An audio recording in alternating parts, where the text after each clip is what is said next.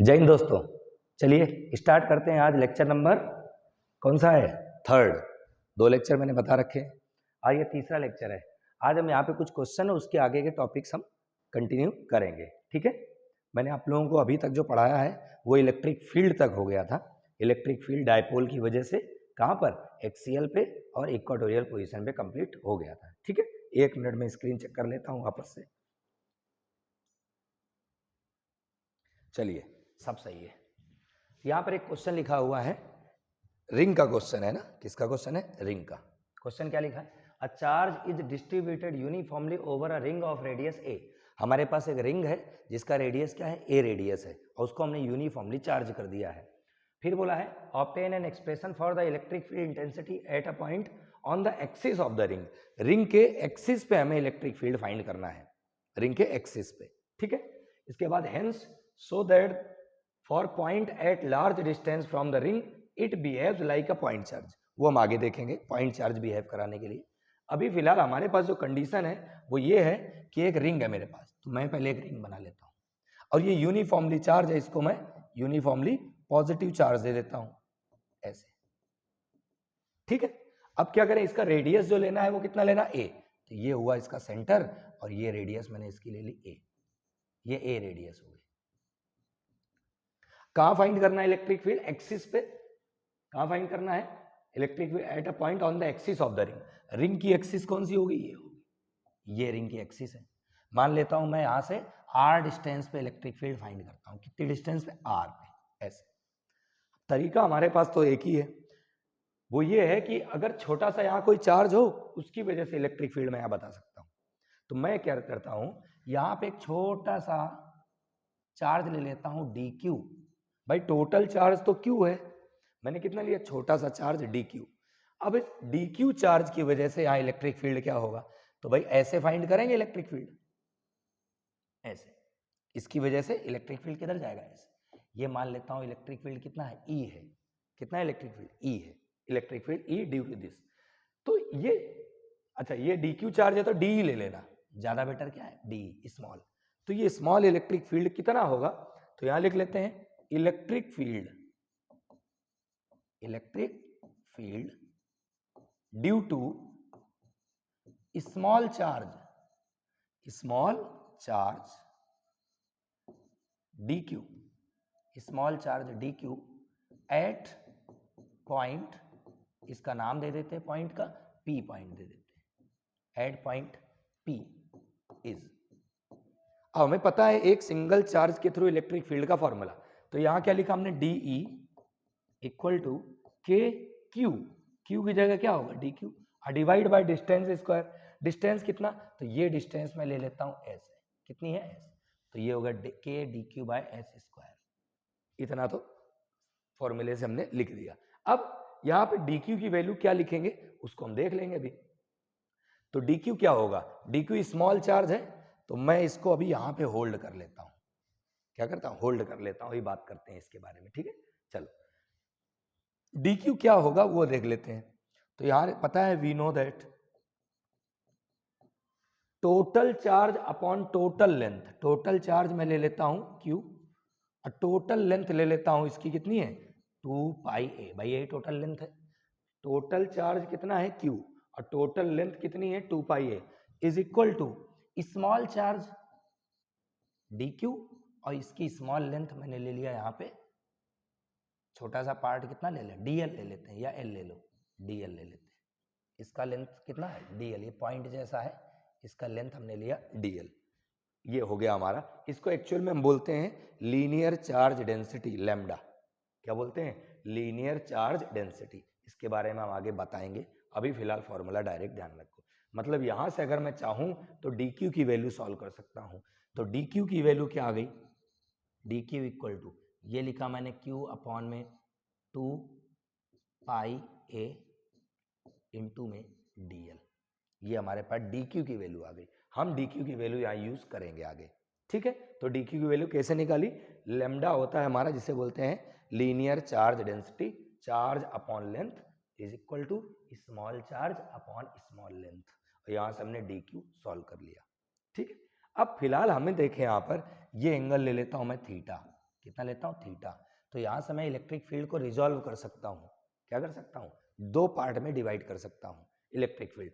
क्यों, क्योंकि अभी जो इलेक्ट्रिक फील्ड है वो ऐसे आ रही, ये अगर मैं इसको ऐसे बनाऊं तो अगर ये थीटा है तो ये भी थीटा एंगल होगा भाई, ये अगर थीटा है तो भी क्या होगा, थीटा। तो इलेक्ट्रिक फील्ड के दो कंपोनेंट मिले, एक कंपोनेंट मिला यहाँ पर, इसका नाम हो गया डी कॉस थीटा, और एक मिला यहाँ पे जिसे बोलेंगे डी साइन थीटा। ऐसा।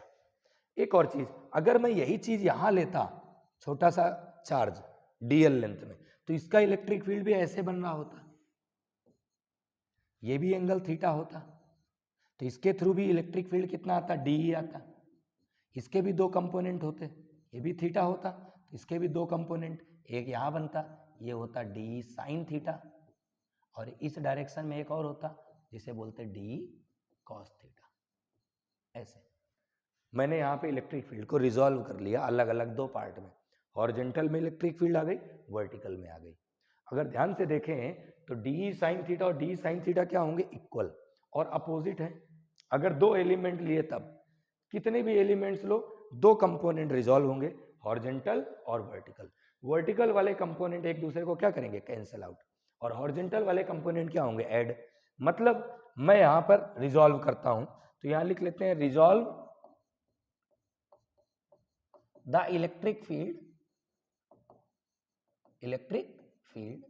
at point P। अब यहां दो कंपोनेंट मिले, पहला मिला हमारा d साइन थीटा वाला, तो ये लिखा d sine theta and d sine theta are equal and opposite. दोनों क्या थे, इक्वल थे और अपोजिट थे, इक्वल एंड अपोजिट। सो ये एक दूसरे को क्या करेंगे, कैंसिल, दे कैंसल टू ईच अदर, एक दूसरे को क्या कर देंगे, कैंसिल। देखो यहां पर, ये देखो डी साइन थीटा और ये डी साइन थीटा दोनों क्या हुए, इक्वल और अपोजिट, तो दोनों क्या करेंगे, कैंसिल। लेकिन डी कॉस थीटा वाले क्या एक ही डायरेक्शन में है, तो दूसरा वाला जो कंपोनेंट है वो क्या है, d cos theta and d cos theta, d cos theta are in the same direction, are in the same direction, दोनों क्या है, एक ही डायरेक्शन में है। सो द रिजल्टेंट लिखेंगे, the resultant electric field, resultant electric field is कितना आएगा, तो रिजल्टेंट इलेक्ट्रिक फील्ड में हम क्या करेंगे, ये जो हमारे पास आ रहा डी कॉस थीटा, इसको हम इंटीग्रेट करेंगे। क्या करेंगे, इंटीग्रेट। क्यों, देखो यहाँ पे सिर्फ दो एलिमेंट लिए अभी हमने, तो दो बार आ गया, ऐसे रिंग में ना जाने कितने छोटे छोटे पार्ट होंगे, तो सारे पार्ट को जब हम रिजॉल्व करेंगे तो डी कॉस थीटा बहुत सारे होंगे, तो कितने होंगे नहीं पता, तो हम क्या करते हैं, एक डी कॉस थीटा को इंटीग्रेट कर देते हैं। अब इंटीग्रेट करेंगे तो लिमिट भी लेंगे, बट पहले डी की वैल्यू हम पुट कर देते हैं। तो डी को मैं लिख देता हूं, डी की वैल्यू क्या थी, के डी क्यू, डी क्यू की वैल्यू यही था ना, डी की जगह ये लिख सकते हैं, तो के डी क्यू की जगह ये वैल्यू रख देते हैं, तो क्या आएगा, क्यू अपॉन 2 पाई के Q D L upon 2 pi A S square, ऐसा यही है, डी की जगह ये वैल्यू रख दी मैंने, और कॉस थीटा को मैं अभी कॉस थीटा लिख देता हूं। मैंने ये क्या कर रहा, डी की जगह के क्यू बाई आर स्क्वायर था, तो ये देखो के D Q by S square, तो डी क्यू की जगह मैंने रख दिया Q D L upon 2 pi ए, क्या लिखा, Q D L upon 2 pi ए, ये आ गया हमारा। अब यहां पे क्या करो, डीएल आ गया है, इंटीग्रेट करें, कहां से कहां तक, डीएल मतलब छोटा सा पार्ट, तो टोटल इंटीग्रेशन करेंगे पूरी रिंग का, तो पूरी रिंग की लेंथ क्या है, 0 से 2 पाई ए। डीएल तो बहुत छोटा सा पार्ट था, तो पूरी रिंग की बात कर रहे हैं, हमें इलेक्ट्रिक फील्ड पूरी रिंग का बताना है, तो क्या करेंगे इसको इंटीग्रेट कहां से, 0 से लेके 2 पाई ए पूरी रिंग का, ठीक है। कॉस थीटा की वैल्यू फिलहाल यहां रख देते हैं, तो ई को ई लिखा, जो कांस्टेंट उसे बाहर करो, के constant, Q constant, 2 pi a constant, S square constant, cos theta की वैल्यू क्या होगी, तो कॉस थीटा की वैल्यू इस ट्रायंगल में से सॉल्व करो। कॉस थीटा क्या होगा, बेस अपॉन हाइपोटेनस यानी कि r बाय एस। क्या लिखा मैंने, r बाय और इंटीग्रेशन dl, लेंथ का इंटीग्रेशन होना है, बाकी किसी का इंटीग्रेशन नहीं होगा। यहाँ साइड में मेंशन कर देते हैं कि कॉस थीटा कितना आया, तो कॉस थीटा की वैल्यू क्या लिखी, base upon hypotenuse. Cos theta हो गया बेस अपॉन हाइपोटेनस। चलिए अब इसको सॉल्व करो। इंटीग्रेशन ऑफ डीएल क्या होगा, एल, तो ये लिखा के Q R divide by 2 pi A into S cube, और डीएल का इंटीग्रेशन क्या होगा, एल, लिमिट लगा दो 2 पाई ए और ये 0। अब लिमिट अप्लाई करें, क्या आएगा, के Q R divide by 2 pi ए और ये लिखा एस क्यूब। लिमिट कैसे लगाते हैं, अपर लिमिट को उठा के यहाँ रखो, क्या आएगा 2 पाई ए माइनस लोअर लिमिट को उठा के यहाँ रखो 0। अगर ध्यान से देखें तो ये 2 पाई ए बचेगा, 2 पाई ए से 2 पाई ए कैंसिल, आ गया हमारे पास आंसर के Q R divide by S cube. ये आया हमारे पास टर्म्स। इसमें एस की वैल्यू अगर निकालना चाहो तो आप पुट कर सकते हो, तो ये हमारे पास हाइपोटेनस है, तो अगर एस की वैल्यू निकालेंगे तो वैल्यू क्या आएगी, A square plus are square, S square आ जाएगा, कितना आएगा, A square plus are square, यहाँ पुट कर देते हैं। तो मैंने यह लिखा electric field equal to K Q, कितना था, k Q R upon S की जगह लिख सकते हैं ए स्क्वायर प्लस आर स्क्वायर, ये एस क्यूब था एक्चुअल में, हाँ मैं लिख देता हूँ, मेंशन करता हूँ, डायरेक्ट नहीं लिखेंगे।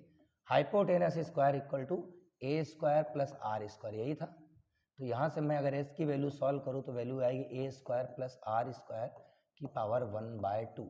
मुझे फिलहाल तो एस क्यूब सॉल्व करना था, तो मैं दोनों तरफ का क्यूब कर देता हूँ, एस क्यूब इधर करा तो इधर भी क्यूब करना पड़ेगा, तो ये आएगा, मतलब मैं लिख सकता हूँ पावर में 3/2। यही हमारा रिजल्ट है, ये इलेक्ट्रिक फील्ड हमारा आ गया है ना, ठीक है। तो ये हमारा इलेक्ट्रिक फील्ड आया। 2 मिनट में एक बार स्क्रीन चेक कर लेता हूँ कि सब सही दिख रहा है या नहीं, बोर्ड पूरा कवर हो रहा है या नहीं। चलिए एकदम सही है। आते हैं नेक्स्ट पे। इसके पहले एक इसमें पार्ट और दिया हुआ था। पार्ट क्या दिया हुआ था, hence show that for a point at large distance, मतलब पॉइंट एट लार्ज डिस्टेंस है ना, from the ring it behaves like a point charge. मतलब ये बोलना चाह रहे हैं कि आर की वैल्यू क्या है, बहुत ज्यादा है, आर की वैल्यू क्या है, बहुत ज्यादा है, तब ये पॉइंट चार्ज जैसा बिहेव करेगा। तो कंडीशन लगा देते हैं, if r is much greater than a, then r क्या है, बहुत ज्यादा है। अगर आर बहुत ज्यादा है तो रिंग जो है वो पॉइंट चार्ज जैसा बिहेव करेगी, उसके बारे में बात कर रहे हैं। तो आर अगर बहुत ज्यादा है तो ए को क्या करेंगे, नेग्लेक्ट, तो बचेगा क्या, इलेक्ट्रिक फील्ड बचेगा के क्यू आर डिवाइड बाय, अब आर हमारा बहुत ज्यादा, ए को हटा दिया, ए स्क्वायर, क्यों, ए स्मॉल है तो उसका स्क्वायर क्या होगा, बहुत स्मॉल, तो ये हट जाएगा, बचेगा क्या, आर स्क्वायर की पावर 3/2। यहाँ 2 से 2 कट गया और एक आर से आर, तो इलेक्ट्रिक फील्ड क्या आ गया, k Q upon are square, एक आर से आर भी कट हो गया, ये वाला आर क्यूब बचेगा, एक पावर से एक पावर। और आपको याद होगा electric field due two point charge यही आता था, तो ये क्या हो गया, इलेक्ट्रिक फील्ड जो है वो एक पॉइंट चार्ज जैसा बिहेव कर रहा है, वो रिंग हमारा, तो रिंग कैसा बिहेव कर रहा है, एज अ पॉइंट चार्ज, ठीक है। तो ये हमारा डेरिवेशन कंप्लीट हो गया है ना। आप लोग इसको एक बार 2 बार प्रैक्टिस करोगे तो आ जाएगा, आपको सिर्फ प्रोसीजर समझना है कि हमें ऐसा क्यों किया, ये डायग्राम इंपॉर्टेंट है। और ये आया हुआ क्वेश्चन है, प्रीवियस ईयर में आया था एक बार सीबीएसई में, 1-2 बार रिपीट हुआ है, ठीक है। चलिए अगले क्वेश्चन पर आते हैं। ये हमारा जो क्वेश्चन है ना, प्रीवियस ईयर या शायद 2022 में आया है, ध्यान नहीं है, कुछ आया हुआ है प्रीवियस ईयर में, मैंने देखा था हाल ही में, 2023 का है शायद क्वेश्चन, है ना, सीबीएसई में आया हुआ क्वेश्चन था।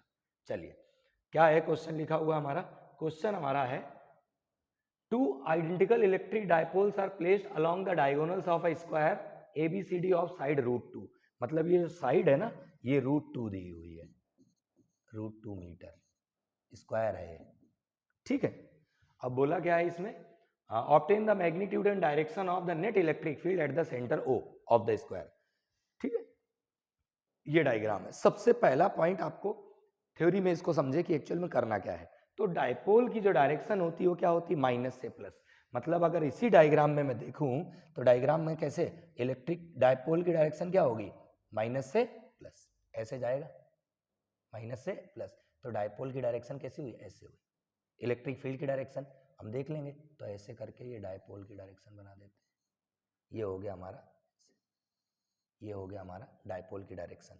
कितनी हो गई, ये मान लिया हमने पहला वाला है तो इसको P नाम दे दिया। क्या दे दिया, P। दूसरा वाला डायपोल की डायरेक्शन क्या होगी, माइनस से प्लस, ऐसे। तो ये माइनस से प्लस, इसकी डायरेक्शन क्या होगी, ऐसे। तो इसको ऐसे बना सकते हैं। ये हो गया दूसरा P। ठीक है, लेकिन हमें क्या बताना है, हमें बताना है यहाँ पर इलेक्ट्रिक फील्ड। कहाँ पे, O पे। तो इलेक्ट्रिक फील्ड जो होता है वो डायपोल का अपोजिट होता है। क्या होता है, डायपोल का अपोजिट। मतलब अगर इलेक्ट्रिक फील्ड की बात करता तो इलेक्ट्रिक फील्ड कैसा होता, तो प्लस से माइनस। इलेक्ट्रिक फील्ड क्या होता है, प्लस से माइनस। इस डायग्राम को अलग से रीड्रॉ करते हैं। तो पहला इलेक्ट्रिक फील्ड प्लस से माइनस, मतलब ये डायरेक्शन जाएगी ऐसे। ये हो गया पहला इलेक्ट्रिक फील्ड। ये पॉइंट मैं ले लेता हूं O है। ठीक है, इसके थ्रू इलेक्ट्रिक फील्ड कैसे जाएगा, ऐसे। दूसरा, अगर O पॉइंट पे हमें फाइंड करना है तो इलेक्ट्रिक फील्ड फिर भी ऐसे ही जाएगा भाई, प्लस से माइनस जाता है तो इलेक्ट्रिक फील्ड पहला वाला ऐसे ही जाएगा, ये पहला। दूसरा, इलेक्ट्रिक फील्ड प्लस से माइनस जाता है तो इलेक्ट्रिक फील्ड कैसे जाएगा, ऐसे। ये हो गया दूसरा वाला इलेक्ट्रिक फील्ड, इसकी वजह से ये ऐसे। दूसरा, माइनस चार्ज भी यही है, एक इलेक्ट्रिक फील्ड और आएगा तो भी ऐसे ही जाएगा। दोनों की डायरेक्शन क्या होगी, सेम। ये इस टाइप से दो की इलेक्ट्रिक फील्ड बनेगी। इतना समझ आ गया होगा। ये 90 डिग्री है, 90 डिग्री भाई, यही अगर बात करें तो ये कितना होगा, 90 डिग्री। कलर चेंज कर देता हूं मैं, आपको यहाँ मेंशन कर देखो। प्लस वाला चार्ज इलेक्ट्रिक फील्ड किधर बनाएगा, इधर। माइनस वाला है वो भी इलेक्ट्रिक फील्ड किधर बनाएगा, इधर ही। मतलब रिजल्टेंट इलेक्ट्रिक फील्ड ऐसे जाएगा, इस वाले का ऐसे। इस वाले का प्लस वाला इलेक्ट्रिक फील्ड किधर बनाएगा, इधर इधर। और माइनस वाला इलेक्ट्रिक फील्ड किधर बनाएगा, इधर। मतलब हमारे पास फाइनली ये डायरेक्शन आ गई, ऐसे। इतना, एक ऐसे और एक ऐसे। तो रिजल्टेंट इलेक्ट्रिक फील्ड किधर जाएगा, ऐसे। ये रिजल्टेंट इलेक्ट्रिक फील्ड किधर जाएगा, ऐसे। ये रिजल्टेंट इलेक्ट्रिक फील्ड। अब रिजल्टेंट इलेक्ट्रिक फील्ड आप सॉल्व कर सकते हो। कैसे, तो अगर डायपोल मोमेंट पता है तो इलेक्ट्रिक फील्ड भी आ जाएगा। ठीक है, एक मिनट, कोई आया हुआ है, मैं 2 मिनट देखता हूं जरा कौन है। चलिए देखें यहाँ पर, तो इलेक्ट्रिक फील्ड के बारे में बात कर रहे थे। तो इलेक्ट्रिक फील्ड देखें, पहले E1 की वैल्यू सॉल्व कर ले, फिर E2 की वैल्यू सॉल्व कर ले, फिर उसका रिजल्टेंट ले लेंगे। E1 कितना आएगा, तो electric field due to electric field due to dB, dB की वजह से जो इलेक्ट्रिक फील्ड आएगा वो क्या आया, E1। क्या आया, E1। अब E1 इलेक्ट्रिक फील्ड ऐसे जा रहा, तो इस पहला, इस वाले चार्ज की वजह से यहां पे इलेक्ट्रिक फील्ड कितना होगा, के क्यू बाय डिस्टेंस स्क्वायर, यहां से यहां तक की डिस्टेंस। इस डिस्टेंस को कितना लिखेंगे, तो मैं इसको सॉल्व कर लेता हूं। तो अभी इसका नाम मैं लिख देता हूं R, अभी समझने के लिए कितना लिख देता हूं, R। ठीक है, तो ये हो गया k q by r square plus. अब इस वाले चार्ज की वजह से यहां पे इलेक्ट्रिक फील्ड कितना होगा, फिर वही आएगा के क्यू बाय डिस्टेंस स्क्वायर। भाई जितना इलेक्ट्रिक फील्ड ये वाला यहां बनाएगा उतना इलेक्ट्रिक फील्ड ये भी यहां बनाएगा। इलेक्ट्रिक फील्ड क्या होंगे, सेम, बट डायरेक्शन दोनों की आगे की तरफ जाएगी, ऐसे प्लस से माइनस। तो ये हो गया, मतलब इसको मैं ऐसे लिख सकता हूं, E1 इक्वल टू 2 टाइम्स के क्यू बाय आर स्क्वायर। तो इसका एक काम करें, 2 को 2 लिखें, के क्यू बाय आर स्क्वायर को मैं E लिख देता हूं समझने के लिए। क्या लिख देता हूं, E। ठीक है, तो ये आ गया E1 के थ्रू। सेम एज E2 भी यही आएगा, same as electric field due to AC, dipole AC की वजह से इलेक्ट्रिक फील्ड क्या आएगा, E2। अब वो भी कितना आएगा, 2 टाइम्स E रहेगा, तो सेम, उसमें भी एक ही डायरेक्शन में इलेक्ट्रिक फील्ड बना रहे, तो ये भी आ गया 2E। अब ये वाला हो गया, E1 हमारा 2E और E2 हमारा 2E। ई की वैल्यू सॉल्व कर लेते हैं। तो ई कितना आएगा, यहाँ लिख लेते हैं ई इक्वल टू, यहाँ लिख लेते हैं ई की value, where E equal to, formula क्या था, k q by distance square, distance था आर, अब आर की वैल्यू क्या होगी, ये वाला आर, इतने की बात कर रहे हैं। अगर ये √2 है, भी √2 थे, पूरा अगर मैं हाइपोटेनस निकालूं तो क्या आएगा, √2 और √2, हाइपोटेनस अगर कैलकुलेट करें तो ऐसे लिखेंगे, हाइपोटेनस मतलब मैं ले लेता हूं 2r ले लेता हूं, देखो यहाँ पर ये हाइपोटेनस का नाम दे देते हैं, ये ट्रायंगल ले लेते हैं अपन DCB, इन ट्रायंगल DCB, तो DB की अगर वैल्यू निकालनी है तो मैं इसको लिखूंगा √2 का स्क्वायर प्लस √2 का स्क्वायर, तो ये आएगा DB की वैल्यू हमारे पास आ जाएगी 2 + 2 यानी कि 4, तो DB की वैल्यू आ जाएगी √4 यानी कि 2। DB हमारा 2 आया, लेकिन हमें क्या चाहिए था, हमें DB का हाफ चाहिए था, इतना, तो अगर हाफ निकालें तो ये लिखेंगे DO यानी कि R equal to DB by 2, तो ये कितना आया 1 मीटर, कितना है 1 मीटर। वैसे चाहो तो इसको डायरेक्ट भी आप कर सकते थे भाई, अगर ये स्क्वायर है तो स्क्वायर का जो डायगोनल होता है वो a√2 होता है, कितना होता है a√2, साइड इंटू √2, साइड √2 है तो √2 का मल्टीप्लाई और हो जाता, √2 इंटू √2 कितना होता 2 आ जाता, और उसका हाफ करना था तो 2 का हाफ 1 हो जाता, ये डायरेक्ट भी किया जा सकता था, बट कुछ लोगों को ध्यान नहीं, पता नहीं रहता है, इसकी वजह से हमने इसको सॉल्व करा। तो आर की जगह मैं 1 लिख सकता हूं, तो ये कितना आ जाता KQ/1 स्क्वायर, यानी कि वैल्यू हमारे पास आ रही थी KQ, ये हमें पता चल गया। ठीक है, फिलहाल हमें रिजल्ट आना है, तो यहाँ पे इलेक्ट्रिक फील्ड रिजल्टेंट कितना आएगा, 2E है ना, ध्यान रखेंगे, तो resultant electric field, resultant electric field, resultant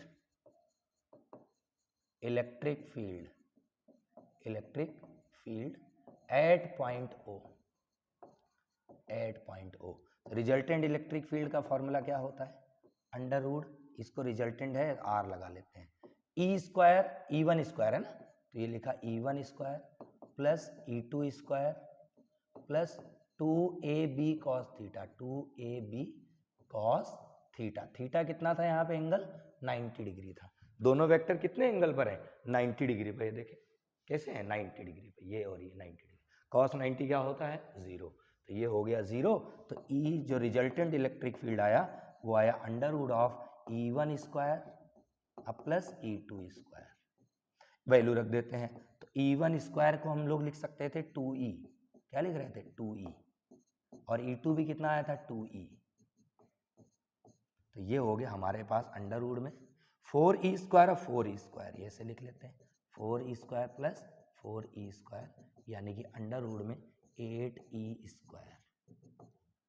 ठीक है, अब 8 को लिखना चाहो तो आप 2√2 लिख दो, 8 को क्या लिख सकते हैं 2√2, और √E² से बाहर करेंगे तो E आएगा, E की वैल्यू लिख देते हैं यहाँ पे, तो आ गया 2√2, और E की वैल्यू हमने लिखी थी KQ, क्या लिखा था KQ, यही हमारा इलेक्ट्रिक फील्ड है।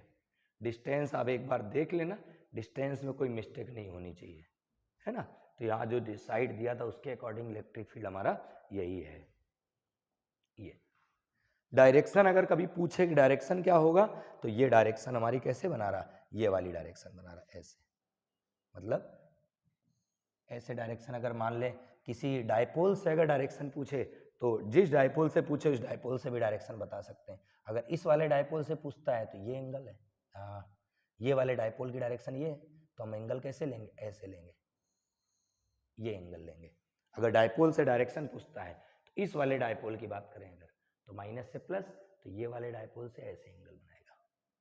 ठीक है, चलिए फिलहाल तो ये हमारा कंप्लीट हो गया, ये आया हुआ क्वेश्चन है, तो थोड़ा सा इसको समझना था, कैलकुलेशन अगर आपकी अच्छी है ना तो आप इसको कम समय में कर सकते हो आराम से, थोड़ा स्पीड बढ़ाने की जरूरत है बस। ठीक है, चलिए नेक्स्ट क्वेश्चन पे आ जाते हैं, सफिशिएंट क्वेश्चन रहेंगे ये, है ना, मैं बाकी एक न्यूमेरिकल का एक जरूर लास्ट लेक्चर चैप्टर में जब भी होगा उसमें जितने टाइप के क्वेश्चन बन सकते हैं प्रीवियस ईयर में आए हों, इंपॉर्टेंट हो, वो मैं उसमें जरूर बताऊंगा, है ना। चलिए अगला क्या है, हम torque on dipole in uniform electric field. अब इलेक्ट्रिक फील्ड में अगर हम लोग डायपोल को रखेंगे तो उसमें टॉर्क लगेगा, कितना लगेगा उसको हमें डिराइव करना है। तो सबसे पहले हम इलेक्ट्रिक फील्ड ले लेते हैं, तो ये हो गई हमारी यूनिफॉर्म इलेक्ट्रिक फील्ड। ऐसे राइट साइड मैंने ऐसे इलेक्ट्रिक फील्ड बना दी, 5 लाइनें बना देता हूँ। ये हो गया uniform electric field. Uniform electric field का मतलब होता है एक जैसी इलेक्ट्रिक फील्ड हो। कैसी हो? एक जैसी इलेक्ट्रिक फील्ड हो। ठीक है, अब यहाँ क्या करना है, डायपोल रखना है, तो मैं यहाँ डायपोल रख देता हूँ। ये रखा मैंने डायपोल ऐसे, this is an electric dipole. ये ले लेता हूँ ए और ये ले लेता हूँ बी। इसका नाम दे देता हूँ प्लस क्यू चार्ज और ये माइनस क्यू। डायपोल की जो लेंथ है वो लिख लेते हैं, लेंथ हमने ली है 12, तो ये हो गया 12 ऐसे। अब एक चीज आपको मैंने पहले बताई थी कि अगर कभी डायपोल के बारे में बात करें, डायपोल के बारे में, तो प्लस चार्ज यहां पर, माइनस यहां पर। तो इलेक्ट्रिक फील्ड में अगर पॉजिटिव चार्ज रखेंगे तो उसमें फोर्स लगेगा, कितना लगेगा? QE। फोर्स कितना लगेगा? QE। तो ये हो गया प्लस का QE। और नेगेटिव वाले में जो फोर्स लगेगा कितना लगेगा? F इक्वल टू माइनस का QE। नेगेटिव है तो माइनस QE, पॉजिटिव है तो प्लस QE। अच्छा, पॉजिटिव चार्ज है तो इलेक्ट्रिक फील्ड की डायरेक्शन में मूव करेगा, इसलिए राइट साइड फोर्स लगेगा। नेगेटिव चार्ज इलेक्ट्रिक फील्ड के अपोजिट जाएगा, इसलिए माइनस चार्ज, माइनस में फोर्स लगेगा अपोजिट डायरेक्शन में। ये दोनों आ गए, तो नेट फोर्स कितना लगा? तो नेट फोर्स पहले डायपोल में निकाल लेते हैं। Net force on dipole, dipole में नेट फोर्स कितना लग रहा? तो नेट फोर्स निकालेंगे तो दोनों को क्या करेंगे? Add, plus QE minus QE। तो नेट फोर्स कितना आ गया भाई साहब? 0। ये हमारा 1 नंबर का क्वेश्चन है, डायरेक्ट पूछता है what is the net force on dipole placed in uniform electric field. ठीक है, अब जब नेट फोर्स 0 लग रहा है तो इसमें टॉर्क लगेगा। क्या लगेगा? टॉर्क। टॉर्क का फॉर्मूला होता है फोर्स इनटू परपेंडिकुलर डिस्टेंस। ये होता है फॉर्मूला। क्या होता है? Force into perpendicular distance. तो फोर्स तो पता है, किसी भी एक का फोर्स लेंगे, क्योंकि ये जो फोर्स होता है ना वो मैग्नीट्यूड ऑफ वन फोर्स होता है, किसी एक फोर्स का मैग्नीट्यूड। और जो परपेंडिकुलर डिस्टेंस है वो ये है, दोनों के बीच की परपेंडिकुलर डिस्टेंस, ये वाली। ये जो डिस्टेंस है ना दैट इज परपेंडिकुलर डिस्टेंस। तो ये डिस्टेंस क्या होगी? AC। तो परपेंडिकुलर डिस्टेंस को लिख दिया AC। ठीक है, अब हमें परपेंडिकुलर डिस्टेंस निकालना है, बाकी तो आता है। तो कैसे? तो मान लेते हैं डायपोल जो रखा है वो इलेक्ट्रिक फील्ड से थीटा एंगल बना रहा था। कितना एंगल बना रहा था? थीटा। तो हम निकाल सकते हैं यहां से परपेंडिकुलर डिस्टेंस। तो इन ट्रायंगल A, यहां से ले लेते हैं B से, BCA, इस ट्रायंगल में साइन थीटा लगा दो। साइन थीटा इक्वल टू क्या? परपेंडिकुलर। परपेंडिकुलर हो गया AC अपॉन हाइपोटेनस, हाइपोटेनस हो गया हमारा 2L। तो AC की वैल्यू आ गई, कितना आई? 2L sine theta. ये AC की वैल्यू आ गई। अब इसको उठा के रख दो, इसको इक्वेशन मान लेते हैं first. Put in equation first, put in equation first. जैसे ही रखेंगे यहाँ पे आएगा हमारे पास torque equal to force, force कोई भी एक मैग्नीट्यूड में, तो मैंने लिख दिया QE into distance, perpendicular distance क्या है?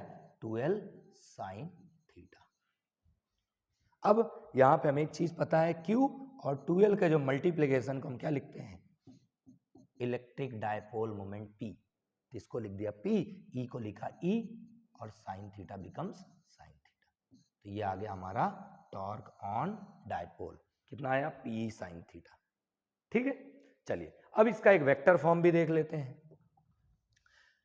वेक्टर फॉर्म देखने के पहले इसकी मैक्सिमा मिनिमा वैल्यू पूछी गई है कई बार, हर बोर्ड में, CBSE में भी, स्टेट बोर्ड में भी, हर जगह पूछा जाता है।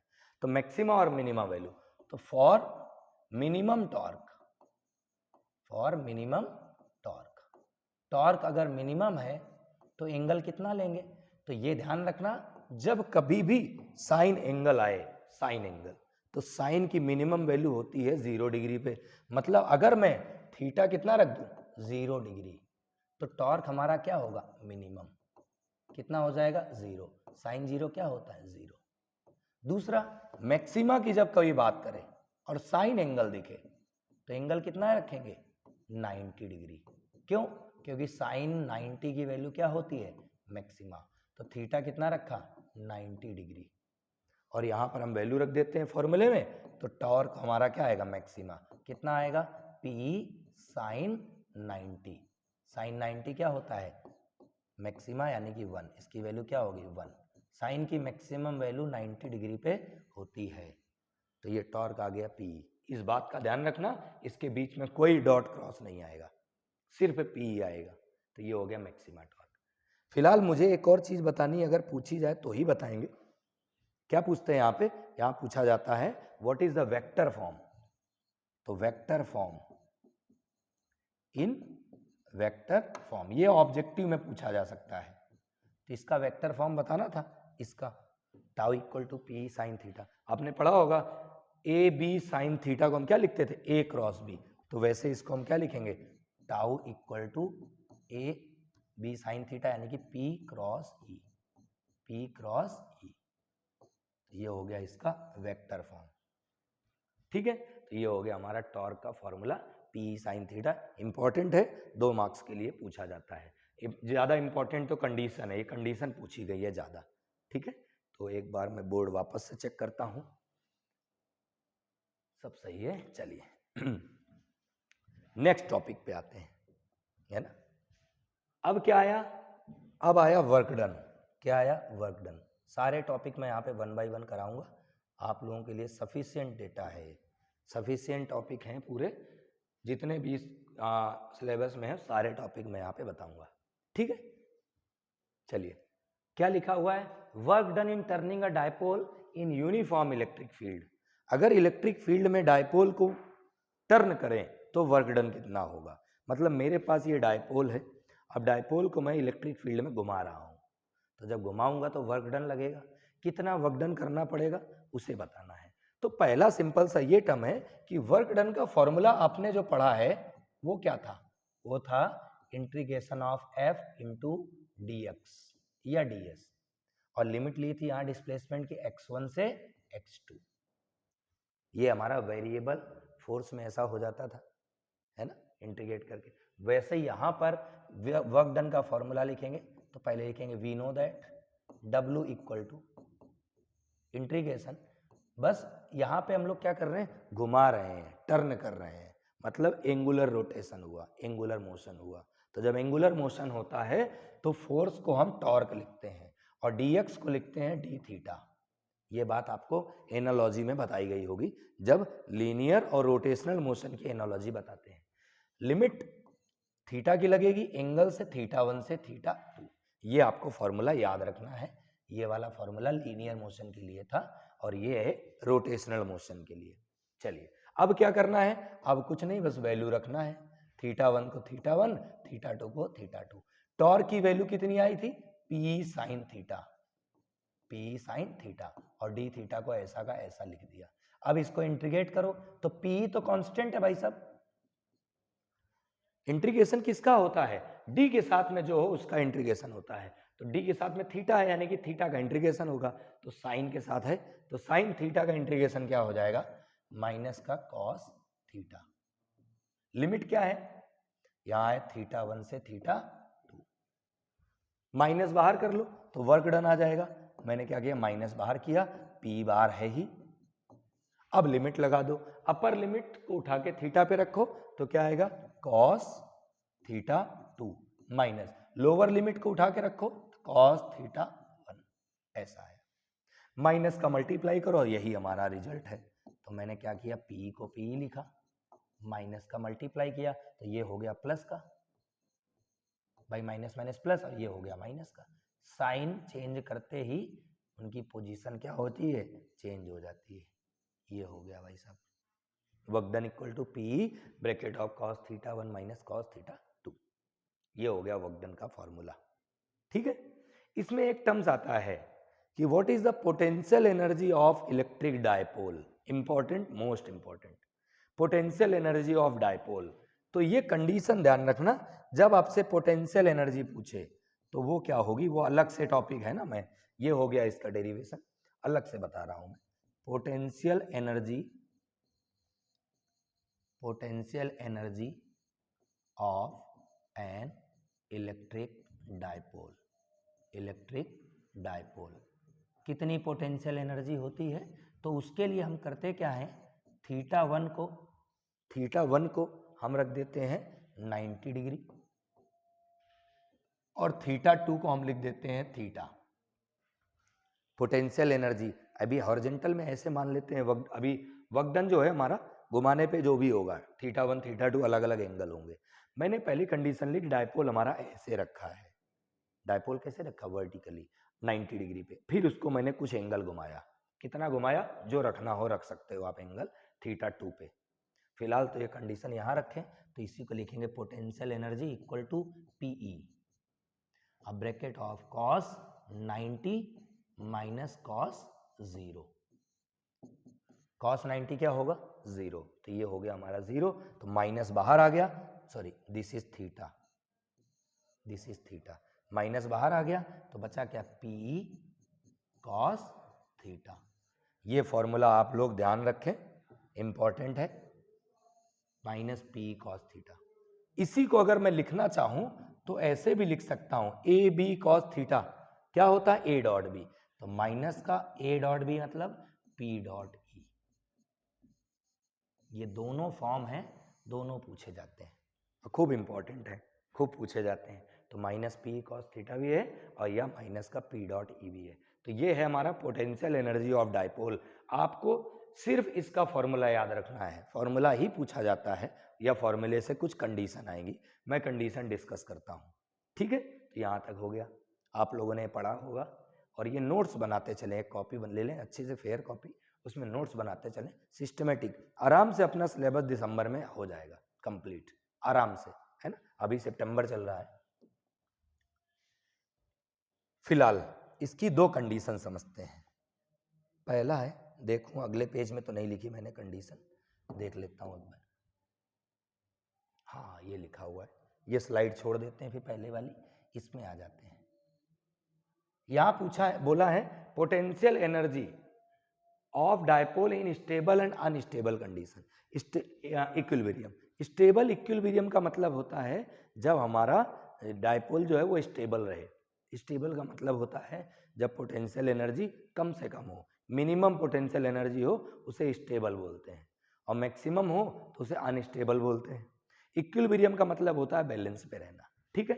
तो ये यहाँ पे दो कंडीशन है, मैं पहली कंडीशन लेता हूं for stable equilibrium, stable equilibrium most important topic है, इसको मार्क कर लेंगे आप लोग, पूछा जाता है ना। स्टेबल इक्विलिब्रियम में हमारा जो थीटा है वो 0 रहेगा, एंगल क्या रहेगा 0, ताकि पोटेंशियल एनर्जी क्या हो हमारी मिनिमम हो जाए, तो पी कॉस 0। हमारे पास डायपोल की जो पोटेंशियल एनर्जी आई थी उसका फॉर्मूला था माइनस पी कॉस थीटा, तो थीटा की जगह मैंने 0 रखा, तो ये आ गया minus P cos 0, potential energy आ गई मिनिमम। क्यों, क्योंकि हमारे पास एनर्जी नेगेटिव आ रही है, क्या आ रही, नेगेटिव। दूसरा, अगर अनस्टेबल की बात करते, for unstable equilibrium, unstable equilibrium, अब यहां पर जो एंगल है वो कितना हो जाएगा 180 डिग्री, कितना 180। अब हमारे पास पोटेंशियल एनर्जी आएगी माइनस पी कॉस 180, और कॉस 180 की वैल्यू क्या होती है -1, तो -1 और माइनस ये प्लस हो गया, तो पोटेंशियल एनर्जी क्या आ गई पॉजिटिव, प्लस का पी, तो ये क्या हो गई मैक्सिमम पोटेंशियल एनर्जी। तो ये भी आपसे पूछा जाता है कि मिनिमम किस में और मैक्सिमम किस में, तो मिनिमम पोटेंशियल एनर्जी डायपोल की स्टेबल इक्विलिब्रियम पे रहेगी और मैक्सिमम अनस्टेबल इक्विलिब्रियम पर रहेगी। एंगल पूछ सकता है कि एंगल क्या क्या होते हैं स्टेबल अनस्टेबल में, तो एंगल 0 और 180 डिग्री, ठीक है। ये भी हमारा कंप्लीट हो गया। नेक्स्ट टॉपिक पे आते हैं, इसके आगे क्या है, इलेक्ट्रिक फील्ड लाइंस, थ्योरी का क्वेश्चन है, फील्ड लाइंस क्या होती हैं आपको पता होना चाहिए। तो इलेक्ट्रिक फील्ड लाइंस एक्चुअल में हाइपोथेटिकल या इमेजिनरी लाइंस होती हैं। It is a imaginary lines, ठीक है, जो स्टार्ट कहाँ से होती है, पॉजिटिव चार्ज से, और टर्मिनेट कहाँ हो जाती है, नेगेटिव चार्ज में। तो यहाँ लिख सकते हैं द इमेजिनरी लाइन रहती है। कैसी लाइन रहती है, इमेजिनरी लाइन विच स्टार्ट कहाँ से होगी, पॉजिटिव चार्ज से, starts from positive charge and terminate at negative charge। Simple सी डेफिनेशन तो यही है, बाकी अगर लिखना हो तो ऐसा भी बता सकते हैं। देखो मान लो अगर यहाँ इलेक्ट्रिक फील्ड है, वैसे तो है, पॉजिटिव चार्ज अगर रखूंगा तो पॉजिटिव चार्ज जिस डायरेक्ट, इलेक्ट्रिक फील्ड बहुत कम रहती है ना, प्रैक्टिकली बता दूं, ठीक है। तो अगर पॉजिटिव चार्ज किसी इलेक्ट्रिक फील्ड में मान लो है, कहीं पर इलेक्ट्रिक फील्ड पहले से है, अगर वहाँ पॉजिटिव चार्ज रखेंगे, पॉजिटिव चार्ज जिस डायरेक्शन में मूव करेगा वो डायरेक्शन होगी इलेक्ट्रिक फील्ड लाइंस की। जैसे मान लो मैंने ये पॉजिटिव चार्ज रखा और ये पॉजिटिव चार्ज इस डायरेक्शन में गया, मतलब इलेक्ट्रिक फील्ड हमारी ऐसे जा रही थी, ये जा रही थी इलेक्ट्रिक फील्ड। कैसे पता, यहाँ पर इमेजिनरी, मतलब यहाँ पे कुछ है तो है नहीं, दिख तो रहा नहीं, नॉर्मल है, प्लेन है, मैंने पॉजिटिव चार्ज लिया और यहाँ रखा, जैसे ही रखा वो ऐसे मूव करके गया, पॉजिटिव चार्ज जिस डायरेक्शन में गया वो डायरेक्शन क्या हो, इलेक्ट्रिक फील्ड लाइंस की। तो ये इलेक्ट्रिक फील्ड लाइंस ध्यान रखेंगे इमेजिनरी लाइन होती है, जिसमें अगर पॉजिटिव चार्ज रखते हैं तो वो उसी डायरेक्शन में मूव करेगा जिस डायरेक्शन में इलेक्ट्रिक फील्ड लाइंस जा रही होगी, ठीक है। तो ये हमारा इलेक्ट्रिक फील्ड का लाइंस का डेफिनेशन हो गया। अब इसकी कुछ प्रॉपर्टीज देखिए, प्रॉपर्टीज पूछी जाती हैं, अब वही काम आएंगी आपके आगे। प्रॉपर्टीज, जैसे कि पहली कुछ प्रॉपर्टी लिख लेते हैं जो इंपॉर्टेंट है। पहली, it is a continuous smooth curve, continuous smooth curve, ये एक कंटिन्यूअस स्मूथ कर्व बनाती है, ठीक है, ये कंटिन्यूअस स्मूथ कर्व बनाती है, ये पहला। दूसरा, it forms an open loop या ओपन कर्व। अब ये ओपन कर्व बनाती है, इसका रीजन पूछा जाता है कि ऐसा क्यों होता है, Y electric field lines forms an open curve. Open curve क्यों बनाती है, क्यों, क्योंकि ये प्लस से स्टार्ट होगी और माइनस पे एंड होगी, तो ये ऐसे चलेगी भाई साहब, प्लस से माइनस, प्लस से माइनस, प्लस से माइनस, ये बॉडी के अंदर प्रेजेंट नहीं होती है। तो इसको ऐसे लिख सकते हैं, electric field inside the conductor is zero, so it starts from positive charge and end at negative charge, so it always forms an open curve, ठीक है, ये हमारा हो गया। तीसरा, it can never intersect, it can never intersect, ये एक दूसरे को कभी भी इंटरसेक्ट नहीं करती है। कोई पूछेगा ऐसा क्यों, why they are not intersecting, तो अगर इलेक्ट्रिक फील्ड कहीं इंटरसेक्ट हुई, मान लेते हैं एक इलेक्ट्रिक फील्ड ऐसे जा रहा था और एक इलेक्ट्रिक फील्ड ऐसे जा रहा था, ऐसे मान लिया यहां पे इंटरसेक्ट हुआ, तो इस पॉइंट पे दो इलेक्ट्रिक फील्ड की डायरेक्शन मिलेंगी, एक मिलेगी इधर और एक मिलेगी इधर। तो एक पॉइंट पे दो इलेक्ट्रिक फील्ड पॉसिबल नहीं है, एक पॉइंट पे एक ही जगह इलेक्ट्रिक फील्ड बता सकते हो, एक पॉइंट पे एक डायरेक्शन में जा सकते हो, तो कभी भी एक दूसरे को इंटरसेक्ट नहीं करती हैं। अगर करेंगी तो उस पॉइंट पे दो डायरेक्शन होंगी जो कि इम्पॉसिबल है, ठीक है। तो वो रीजन आप लिख लेंगे। इसके बाद मैं यहाँ रीजन लिखूं क्या, लिख देता हूं रीजन यहाँ पे, है ना, reason, if they intersect, they intersect, अगर मान लो कहीं इंटरसेक्ट कर गई, then they, if they intersect, then at the point of intersection, at the point of intersection, there are two direction, there are two direction which is impossible of field, there are two direction of field which is impossible, which is impossible. भाई एक point पे एक ही direction होगी, बात खत्म, दो नहीं हो सकती है। ये हो गया इसका रीजन, पूछा जाता है, ये दो प्रॉपर्टी ज़्यादा पूछी जाती हैं। एक और प्रॉपर्टी पे आते हैं जो कि इंपॉर्टेंट है। एक प्रॉपर्टी ये है कि जो इलेक्ट्रिक फील्ड है ना, वो हमेशा चार्ज बॉडी से नॉर्मल निकलेगी परपेंडिकुलर, ऐसे जैसे मान लो ये चार्ज बॉडी है, ऐसे पॉजिटिव चार्ज कर लेते हैं, तो इलेक्ट्रिक फील्ड हमेशा परपेंडिकुलर बाहर जाएगी, बात खत्म। कैसे जाएगी? परपेंडिकुलर बाहर जाएगी, कुछ भी हो जाए, ये हमेशा 90 डिग्री से बाहर जाती है या 90 डिग्री से अंदर आती है। मतलब electric field line, electric field lines are always perpendicular, always perpendicular to the charged body, charged body, charge body से हमेशा परपेंडिकुलर बाहर जाती है या अंदर आती है। तो ये हमारे पास कुछ प्रॉपर्टीज हैं इलेक्ट्रिक फील्ड लाइंस की। एक और प्रॉपर्टी देखते हैं, यहाँ समझते हैं, इसको ऐसे समझ लेते हैं, जैसे ये हमारे पास इलेक्ट्रिक फील्ड है, ये हमारी एक्चुअल में नॉन यूनिफॉर्म इलेक्ट्रिक फील्ड है। कैसी है? Non uniform. Non uniform electric field का मतलब होता है कहीं पर ज़्यादा और कहीं पर कम, तो ये नॉन यूनिफॉर्म इलेक्ट्रिक फील्ड होगी। गर्मी बहुत ज़्यादा लग रही है यहाँ पर फिलहाल, और फैन ऑन कर नहीं सकता मैं, नहीं तो यहाँ एकदम से लाइनें चलने लगेंगी, एकदम दिखेगा। मैं यहाँ पे 3 पॉइंट ले लेता हूँ, P, Q और ये R, ऐसे 3 पॉइंट ले लेता हूँ। जहां पर इलेक्ट्रिक फील्ड पास पास, वहां इलेक्ट्रिक फील्ड सबसे ज्यादा, इलेक्ट्रिक फील्ड लाइंस जहां पे ज्यादा पास, क्लोज, वहां इलेक्ट्रिक फील्ड सबसे ज्यादा, और जहां सबसे ज्यादा दूर दूर वहां फील्ड कम। तो भाई कॉमन सी बात है, इलेक्ट्रिक फील्ड सबसे ज्यादा कहाँ पे दिख रही? P पे, फिर Q पे और फिर R पे। तो ये आपको समझ आ गया होगा।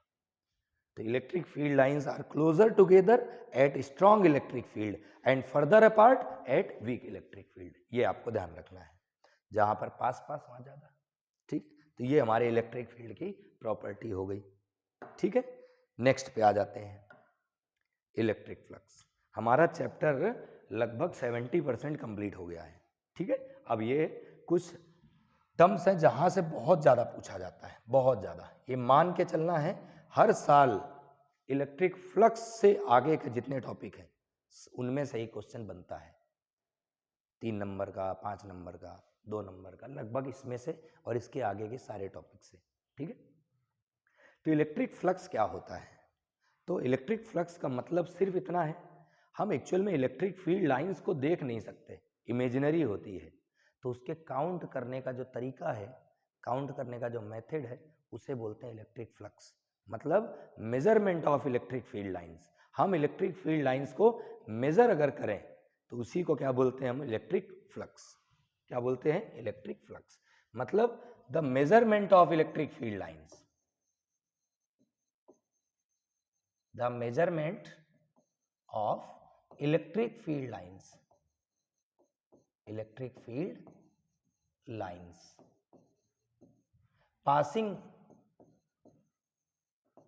normally through a surface, अगर किसी सरफेस से नॉर्मली जाएं उसी को हम बोलते हैं electric flux, normally through surface,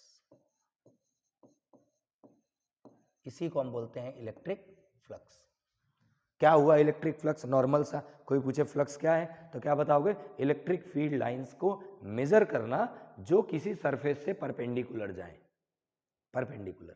अच्छा, परपेंडिकुलर वाली ही लाइन क्यों लेते हैं उसके बारे में समझ लेते हैं कि परपेंडिकुलर वाली लाइन ही क्यों लेते हैं। तो मेजर, ये पहले तो स्टेटमेंट आपको ध्यान रखना है। ठीक है, अब जैसे कि मान लो मेरे पास एक सरफेस एरिया है ऐसा, ये कोई ऑब्जेक्ट है, अभी मेरे को एग्जाम्पल देना पड़ेगा इसको किसी ऑब्जेक्ट लेके, जैसे कि मेरे पास यहाँ पे एक बुक रखी है ऐसी, ठीक है, ये बुक है, ठीक है। अब अगर इसको ऐसे रखें तो इसका जो एरिया वेक्टर है कैसे आएगा, परपेंडिकुलर। अगर मैं इसको ऐसे रखूं तो एरिया वेक्टर कैसे आएगा, परपेंडिकुलर। मतलब ये है कि हमेशा ध्यान रखें, area vector is always perpendicular to the surface. किसी भी सरफेस का जो एरिया वेक्टर है वो हमेशा इससे परपेंडिकुलर आता है बाहर की तरफ। ऐसे रखता तो एरिया वेक्टर परपेंडिकुलर इधर जाता या इधर जाता, तो एरिया वेक्टर हमेशा बाहर की तरफ आता है और सरफेस से परपेंडिकुलर। मतलब इस कंडीशन में देखें तो इसका एरिया वेक्टर ऐसे जा रहा है, this is what, area vector. मतलब ये ऑब्जेक्ट हमारा ऐसे रखा था तो एरिया वेक्टर किधर जाएगा, सरफेस से परपेंडिकुलर। अगर ऐसे रखा होता तो सरफेस से परपेंडिकुलर ऊपर जाता, ठीक है। अच्छा, अब यहां पर मैं मान लेता हूं इलेक्ट्रिक फील्ड लाइंस जो है वो ऐसे जा रही हैं, कैसे, ऐसे जा रही है। This is the electric field lines, ऐसे, ये इलेक्ट्रिक फील्ड लाइंस हो गई, ये इलेक्ट्रिक फील्ड लाइंस है, ऐसे इलेक्ट्रिक फील्ड पास हो रहा है। तो अभी अगर देखें तो इलेक्ट्रिक फील्ड और सरफेस एरिया के बीच कितना एंगल बन रहा है, जीरो। कितना एंगल बन रहा है, जीरो। तो यहां पर जो इलेक्ट्रिक फ्लक्स आएगा, इलेक्ट्रिक फ्लक्स जो आएगा उसको कैसे लिखेंगे, इलेक्ट्रिक फ्लक्स, इसको हम फाई से डिनोट करते हैं। वो होता है इलेक्ट्रिक फील्ड और इनटू में सरफेस एरिया। क्या होगा, electric field into surface area, ठीक है। ई और इनके बीच एंगल कितना बन रहा है, जीरो। तो हम वो आगे लिख लेंगे, डॉट हटाएंगे तो जीरो एंगल आएगा, कॉस जीरो लिखेंगे। क्यों लिखेंगे कॉस जीरो, ये देखो यहां पर दूसरा एग्जांपल। मैं अब क्या करता हूं, मान लेता हूं कि ये हमारे पास सरफेस एरिया है, यही ऐसे ही बना लेते हैं, this is what, surface area. Area vector कैसे जाएगा, हॉरिजॉन्टल, ऐसे। अब यहां कंसीडर करते हैं कि इलेक्ट्रिक फील्ड हमारी एंगल पे जा रही है, कैसे, ऐसे, ऐसे, ऐसे, ये हो गई इलेक्ट्रिक फील्ड, ये। अब अगर ध्यान से देखें तो इलेक्ट्रिक फील्ड और सरफेस एरिया के बीच एंगल कितना बन रहा, theta. Theta is the angle between electric field and surface area. लेकिन हमें कौन सा कंपोनेंट चाहिए, सरफेस से जो नॉर्मली जाए, कैसे जाए, सरफेस से नॉर्मली। सरफेस से नॉर्मली का मतलब इलेक्ट्रिक फील्ड का कंपोनेंट जो इस डायरेक्शन में जाए, यही नॉर्मल है ना। तो इस डायरेक्शन में इलेक्ट्रिक फील्ड का कंपोनेंट कौन सा जाएगा, ई कॉस थीटा वाला, यही जाएगा ना। भाई इलेक्ट्रिक फील्ड तो ऐसे जा रहा, लेकिन हमें लेना है सरफेस से नॉर्मल। नॉर्मल मतलब इस डायरेक्शन में, इस डायरेक्शन में लेने का मतलब क्या हुआ, इलेक्ट्रिक फील्ड का ये वाला कंपोनेंट। तो यहां पर फ्लक्स क्या हो जाएगा, phi equal to E cos theta, ये हो गया इलेक्ट्रिक फील्ड इनटू में सरफेस एरिया। तो इसी को हम लिख देते हैं phi equal to E S cos theta. Area को ए भी ले सकते हैं, ये आ गया फॉर्मूला। यूनिट देख लेते हैं, यूनिट देख लेते हैं। तो इलेक्ट्रिक फील्ड की यूनिट क्या होती है, न्यूटन पर कूलम, और एरिया की यूनिट क्या होती है, मीटर स्क्वायर। तो ये यूनिट हो गई, ठीक है। तो ये इलेक्ट्रिक फ्लक्स की यूनिट हो गई। अच्छा, फ्लक्स इज ए स्केलर और वेक्टर क्वांटिटी। तो भाई कॉमन सी बात है, measurement of electric field lines, lines को मेजर करना है। 2 4 6 8 10 12 15 20 21 लाइन तो ऐसे ही आएंगे नंबर में, 1 लाख 10 लाख 20 लाख। तो लाइंस मेजर करना है, मतलब क्या है, स्केलर क्वांटिटी। तो electric field, electric flux is a scalar quantity, scalar quantity यहाँ साइड में मेंशन कर देते हैं। तो ये हो गया हमारा इलेक्ट्रिक फ्लक्स, डेफिनेशन, फॉर्मूला, ये कंडीशन यहाँ पर अगर एंगल होगा तो कॉस थीटा आएगा। नॉर्मल वाला कंपोनेंट क्यों लेते हैं पता चल गया होगा, ठीक है। चलिए, तो ये हो गया इलेक्ट्रिक फ्लक्स। आप इसको एक बार नोट कर लें आराम से, स्क्रीन पूरी दिख रही है। अच्छा, एक और चीज होता क्या है, हम लोग अभी आगे डायरेक्ट इलेक्ट्रिक फ्लक्स भी सॉल्व करेंगे, तो उसके लिए एक मेथड हम यूज करेंगे। तो उसके लिए पहले मैं बता देता हूं। मान लो मेरे पास ऐसे ही ऑब्जेक्ट ले लिया, कैसे, यहां पर क्या करता हूं मैं, ऐसे, ये सरफेस एरिया ले लिया, ऐसे। अब इसमें मुझे फ्लक्स निकालना है, बट इतने से पार्ट का निकालना है, इतने से पार्ट का मुझे फ्लक्स निकालना है, स्मॉल एरिया का। तो स्मॉल एरिया, एरिया वेक्टर तो ऐसे ही जा रहा है, लेकिन स्मॉल पार्ट है, मैंने ds ले लिया। कितना लिया, ds। अब इलेक्ट्रिक फील्ड हम कैसे भी मान सकते हैं, इलेक्ट्रिक फील्ड मान लेते हैं ऐसे जा रहा है, जैसे लेना चाहो, ये इलेक्ट्रिक फील्ड ले लिया, ऐसे इलेक्ट्रिक फील्ड जा रही थी, एंगल थीटा बन रहा है। तो जब स्मॉल पार्ट से फ्लक्स निकालोगे तो फ्लक्स भी स्मॉल आएगा। तो ये लिख लेते हैं for small surface area, small surface area electric flux, electric flux, small surface area की फ्लक्स की बात कर रहे हैं, क्या आएगा डी फाई। क्या लिखेंगे, electric field into small surface area. अब दूसरा, मान लो क्लोज बॉडी होती, for close system, closed system, ये समझो क्लोज सिस्टम का मतलब क्या हुआ, मान लो मेरे पास स्फीयर होता, क्या होता स्फीयर, अब स्फीयर का पूरे का निकालना है, मान लो मैंने ऐसा स्फीयर बना दिया, सही से बनाओ भाई, ऐसा स्फीयर बना दिया, अब मैंने जो फ्लक्स यहां चार्ज रखा होगा इतने का फ्लक्स निकाल लिया मैंने, इतने का। अब मुझे टोटल का निकालना है, तो टोटल का निकालना है तो for close system total flux, total flux क्या करते हैं इसको इंटीग्रेट, तो डी फाई का इंटीग्रेशन क्या होता है फाई, और इसको भी क्या करते हैं इंटीग्रेट, क्लोज सिस्टम है इसलिए इसको क्लोज कर देते हैं, इसे बोलते हैं integration of a close system, और बाकी जैसा है उसको वैसा का वैसा लिख देंगे।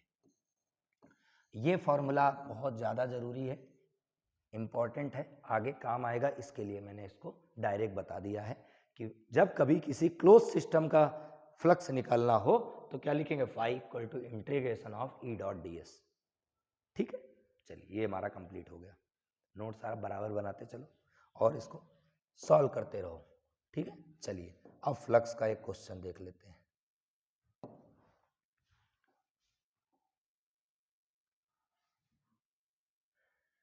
क्या लिखा है, electric field is given by this, then calculate the flux through a surface of area 20 metre square in the y z plane. ये खतरनाक चीज है वाई जेड प्लेन, इसको हम समझ भी लेंगे, बाकी डायरेक्ट समझना है।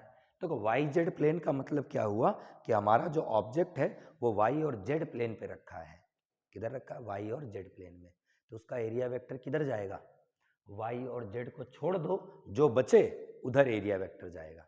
तो कौन सा बचा, एक्स एक्सिस बना, भाई मेरे पास जो ऑब्जेक्ट है, मैं यहाँ से एक ऑब्जेक्ट को ले लेता हूँ, ऐसे कोई भी बुक रखी हो, ये वाई जेड प्लेन की बात कर रहा, मान लेता हूँ मैं ऐसे रख रहा हूँ, ये हुआ वाई, ये हुआ जेड और ये हुआ एक्स, तीन एक्सिस होती हैं, एक्स वाई जेड ऐसे मान लो।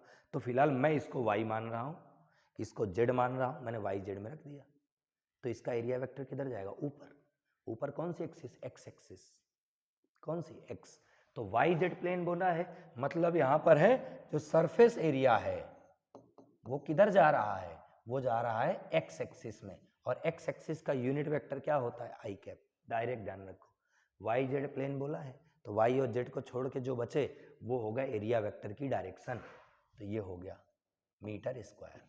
और इलेक्ट्रिक फील्ड दिया हुआ है कितना है, 6 आई कैप प्लस 3 जे कैप प्लस 4 के कैप, ऐसे Newton per coulomb.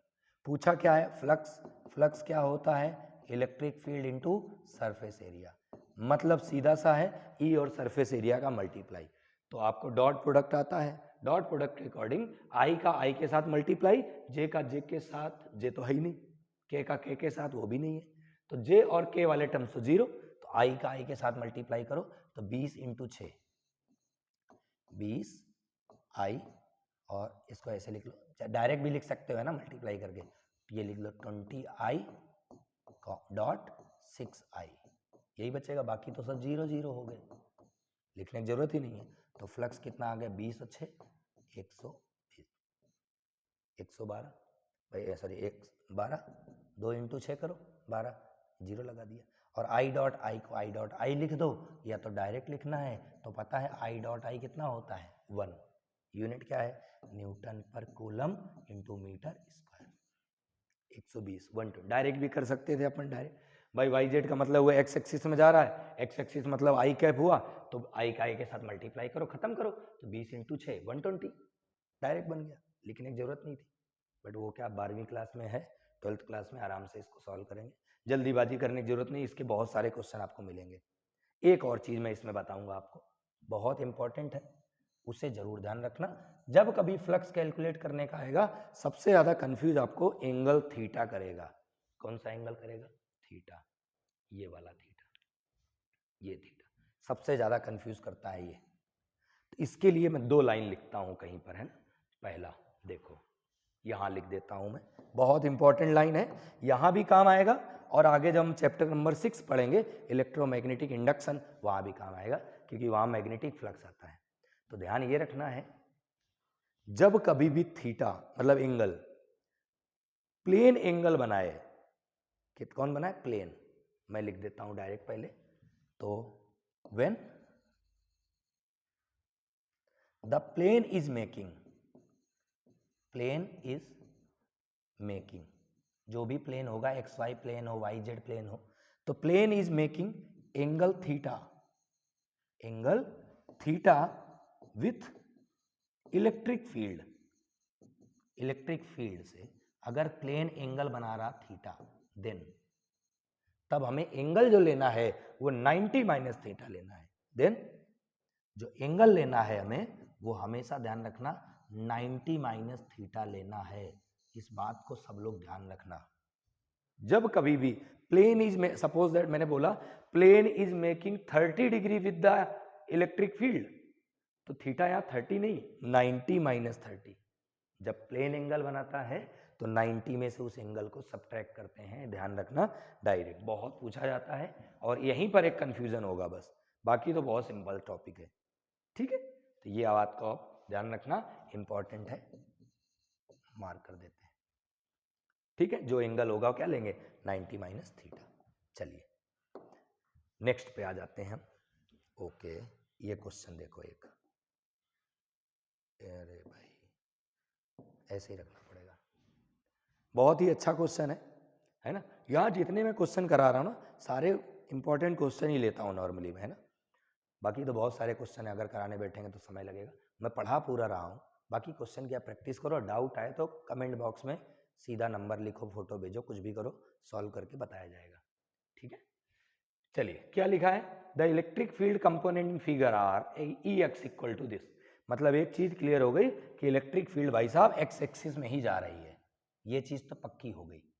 Electric field किधर जा रही है? एक्स एक्सिस में जा रही है, ये बात पक्की है, वाई में नहीं जा रही है, ठीक है। चलो, वाई और जेड का इलेक्ट्रिक फील्ड 0 है ना, और अल्फा की वैल्यू, यहाँ जो अल्फा है उसकी वैल्यू दे दी है, और कैलकुलेट करना है फ्लक्स थ्रू द क्यूब। इस क्यूब के थ्रू फ्लक्स बताना है, तो फ्लक्स कैसे बताएंगे देखते हैं, सही जा रहा है, ठीक है। तो फ्लक्स बताएंगे कैसे? देखो कॉमन सी बात है, मैंने एक क्यूब रखा है, ऐसा क्यूब है, और फील्ड अगर ऐसे जा रही है तो कॉमन सी बात है, फील्ड लाइंस जो पास हो रही हैं वो सिर्फ 2 सरफेस से पास हो रही, एक ये वाली सरफेस से और एक ये वाली सरफेस से, बाकी तो फील्ड लाइन किसी से पास ही नहीं हो रही। यही 2 सरफेस है जिससे फील्ड लाइंस पास होंगी, तो इन्हीं 2 सरफेस का फ्लक्स मिलेगा, और किसी का मिलेगा ही नहीं। भाई फील्ड लाइंस अगर ऐसे जा ही नहीं रही है तो ऊपर वाली और नीचे वाली सरफेस का फ्लक्स थोड़ी ना मिलेगा, इधर वाली सरफेस का फ्लक्स थोड़ी ना मिलेगा, मिलेगा तो इन्हीं 2 का, ये वाली और ये वाली का। तो भाई साहब इसका फ्लक्स कितना मिलेगा और इसका कितना मिलेगा?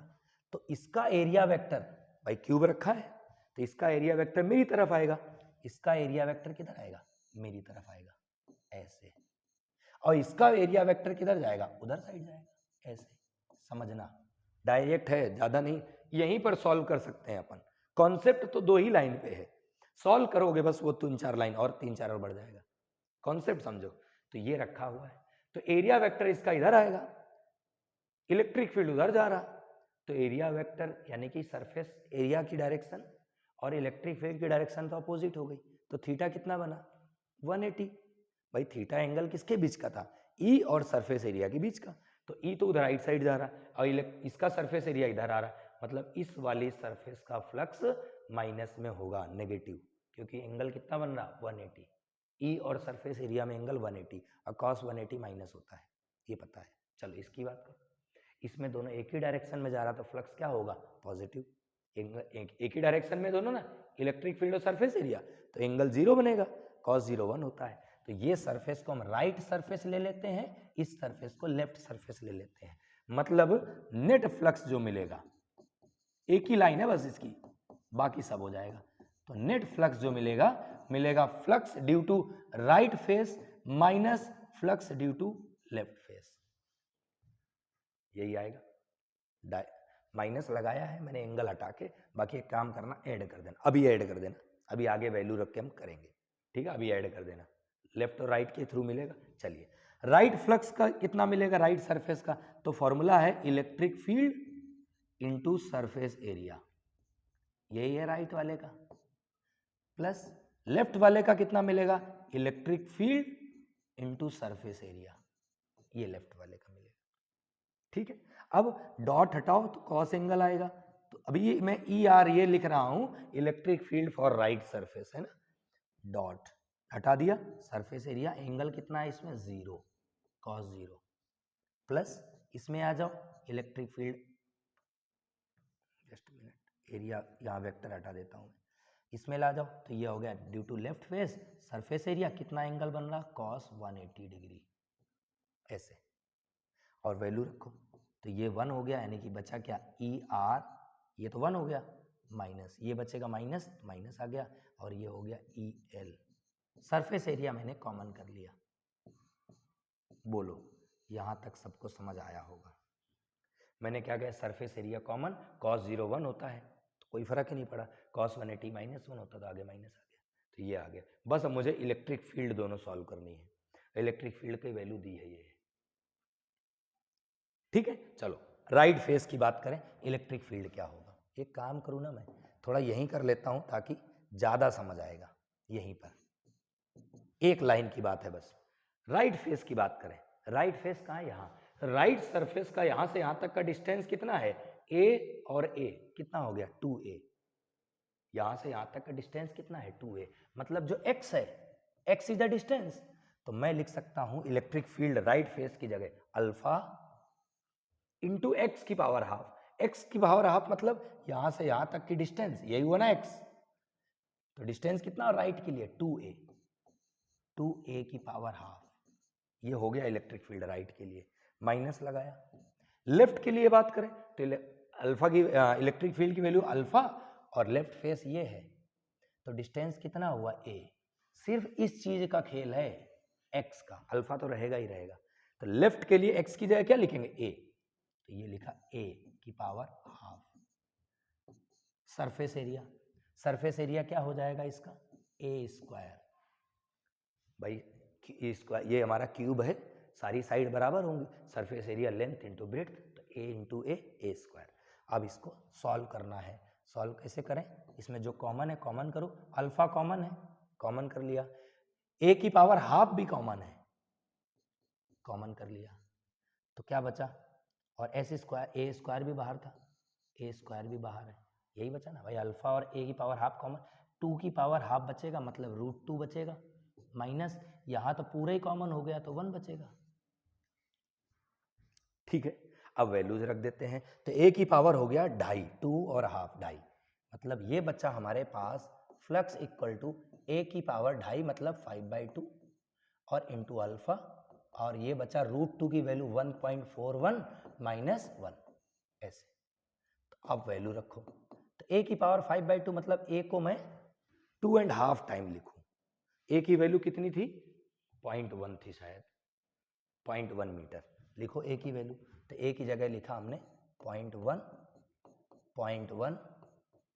इंटू √0.1, भाई 2.5 पावर का मतलब क्या हुआ, 2.5 है ना, 5/2 मतलब 2.5, तो एक बार और हाफ मतलब अंडर रूट का मतलब आधा होता है। अल्फा की वैल्यू कितनी थी 800, और ये आया हमारे पास 0.41, पॉइंट हटाते नीचे आता 100, 0 से 0 इसके कट हो गए। अब सॉल्व करना है, पॉइंट हटाया नीचे आ गया 10 और नीचे आ गया 10, ये बचा अंडर रूट में 1/10, पॉइंट हटाते अंडर रूट में 10 आ जाता है, कैलकुलेशन वाला पोर्शन है। 8 का मल्टीप्लाई 8 आया, 8 चौक 32, 8 1 8, 8 चौक 32, ये आ गया। अब सॉल्व करें तो इसको लिख दिया 1/100। यहाँ भाई साहब हमारे पास जो वैल्यू आएगी मैं वो ले लेता हूँ 3.1। देखो √10 है, 3 से ज़्यादा आएगा। कितना ज़्यादा? थोड़ा सा ज़्यादा कर दो भाई। √, अगर 16 होता तो 4 आता, तो √10 है तो 3.1 लिख दिया और इसको ऐसा लिख दिया 328। पॉइंट हटा दो, एक जीरो और आ गया। तो अब ये देखो इसको कट करना है तो एक जीरो से एक जीरो कट कर दो। अब ये 31 से डिवाइड करो, अब जो भी अप्रॉक्स में आंसर आ जाए वो लिख लेना आप। तो भाई अगर मैं मानूँ इसको तो 31 से कट करता तो 10 समथिंग आता। एक बार गया, एक बचेगा। करते हैं एक बार 31 से, एक बार गया, एक बचा 18 हो गया। पॉइंट लगा दिया, पॉइंट लगा दिया तो 180 हो गया। 32 से डिवाइड करो, 3 18 लगभग 6, मतलब 1.6 आएगा। नीचे एक 10 था, 10 से डिवाइड यानी कि 0.16। ये मेरा आंसर आ रहा है, ये अप्रॉक्स में आंसर है। देखो मैं पहले बोल रहा हूँ ना, अप्रॉक्स में आंसर है। ठीक है, तो आप एक्यूरेट कैलकुलेट कर लेना। मैंने आपको फिजिक्स में बताया है कि एक्चुअल में इसको सॉल्व कैसे करेंगे। मैथ्स वाला पोर्शन आपका है, वो आप मैथमेटिक्स कैलकुलेशन कर लेना। फ्लक्स कैसे निकाला, बस इस प्रोसीजर को ध्यान रखना। क्यों? क्योंकि इसी क्वेश्चन को अलग अलग तरीके से आता है, अलग अलग तरीके से पूछा जाता है। कैसे? सिलेंडर रख दिया जाता है उसी क्यूब की जगह, एक्सिस सेंटर पे रख देते हैं, इसी क्यूब को कहीं पर उठा के यहाँ की जगह यहाँ रख देगा, तो इस वाले सरफेस का फ्लक्स 0 हो जाता अगर ये कंडीशन होती तो, है ना। तो ये पैटर्न इंपॉर्टेंट है, इसको मार्क कर लेना आप वेरी इंपॉर्टेंट की लिस्ट में। ठीक है, ये भी हो गया हमारा। नेक्स्ट पे आते हैं। 2 मिनट, एक पानी पी लेता हूँ, 2 मिनट। चलिए हम बात करेंगे गॉस थ्योरम की। क्या बताया इन्होंने? तो गॉस थ्योरम में क्या बताया, गॉस ने क्या बताया? तो इन्होंने ये बताया कि हम किसी भी क्लोज बॉडी का फ्लक्स डायरेक्टली कैलकुलेट कर सकते हैं बिना इलेक्ट्रिक फील्ड और सरफेस एरिया का प्रोडक्ट किए हुए। भाई अभी तक हम फ्लक्स कैसे निकाल रहे थे? इलेक्ट्रिक फील्ड और सरफेस एरिया का मल्टीप्लाई कर रहे थे, लेकिन अब क्या करेंगे हम? बिना इन दोनों का मल्टीप्लाई किए हुए हम डायरेक्ट फ्लक्स बता सकते हैं। कैसे? तो इनका एक स्टेटमेंट आया, इनकी थ्योरम आई, वो क्या बताती है? फॉर अ क्लोज सिस्टम, ऐसे लिख लेते हैं, electric flux for a close system, electric flux for a closed system is equal to 1/epsilon 0 times the charge present in the system,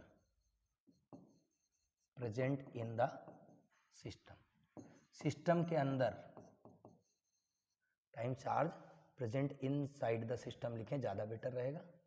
inside the system मतलब किसी भी सिस्टम के अंदर जो चार्ज हो वो चार्ज लेना है। स्टेटमेंट इनका जो था उसके अकॉर्डिंग ऐसे डायरेक्ट लिख सकते हैं, phi = 1/epsilon 0 times charge present in the system, Q/epsilon 0 बोलते हैं। क्या बोलते हैं? Q/epsilon 0। मतलब फाइनली ये है, मेरे पास अगर ये बॉडी है, इसके अंदर चार्ज मैंने लिया 10 कूलम और एक सरफेस में ले लिया यहाँ पर 5 कूलम, एक बाहर ले लिया 2 कूलम। अब कोई पूछे कि बताओ इसका कितना फ्लक्स है, तो क्या बताएंगे? डायरेक्ट इस बॉडी के अंदर जितना चार्ज है यानी कि 10/epsilon 0, एप्सिलॉन 0 की वैल्यू रखना, सॉल्व कर लेना, आंसर। उतनी फील्ड लाइंस बाहर की तरफ इससे जा, भाई पॉजिटिव चार्ज है, कॉमन सी बात है, बाहर की तरफ लाइन जाएंगी। कितनी? सॉल्व कर लेना, 10/epsilon 0 करके आंसर आ जाएगा। ठीक है, तो ये हमारा डायरेक्ट गॉस थ्योरम का यूज रहेगा। फिलहाल हम इसे प्रूव करते हैं, क्योंकि इसका जब भी आएगा तो स्टेट एंड प्रूव दोनों आएगा। तो ये तो स्टेटमेंट हो गया, अब इसका प्रूफ देख लेते हैं। सबसे पहले मैंने क्या किया, यहाँ एक क्लोज सिस्टम ले लेता हूँ। क्या लिया मैंने? एक क्लोज सिस्टम लिया। तो ये एक क्लोज सिस्टम ले लिया ऐसा। ये हो गया इसका सेंटर। मैंने यहाँ पे एक चार्ज ले लिया Q, किसी क्लोज सिस्टम के अंदर चार्ज कितना है Q रखा हुआ है। अब मुझे फ्लक्स सॉल्व करना है, भाई लाना तो फ्लक्स ही है ना, मुझे ये नहीं पता कितनी लाइन्स इससे बाहर निकल रही हैं। तो मैं क्या करूँगा, तो इस क्लोज सिस्टम को लिया, और जो ये सरफेस है ना, इस सरफेस, ये दिख नहीं रहा है यार थोड़ा सही से, प्रॉपर स्फीयर ऐसे बना देता हूँ, बनेगा तो देखो वैसे ही, कुछ कर नहीं सकते उसमें, है ना। ये क्लोज सिस्टम है, इसके अंदर चार्ज लिया मैंने Q, कितना लिया, Q चार्ज ले लिया। अब इस सरफेस को क्या बोलते हैं, जहां पे हमें सरफेस, जो सरफेस दी है ना, इसको हम बोलते हैं Gaussian surface. Gaussian surface. Gaussian surface क्या होती है, जब किसी चार्ज को इनक्लोज करें तो उस सरफेस को हम क्या बोलते हैं, गॉसियन सरफेस। और गॉसियन सरफेस के सभी पॉइंट्स पे इलेक्ट्रिक फील्ड एक जैसा रहता है। कैसा रहता है, एक जैसा, ठीक है। फिलहाल इसे गॉसियन सरफेस बोला। इसकी डिस्टेंस कितनी थी, रेडियस इसकी ले लेता हूं मैं r थी।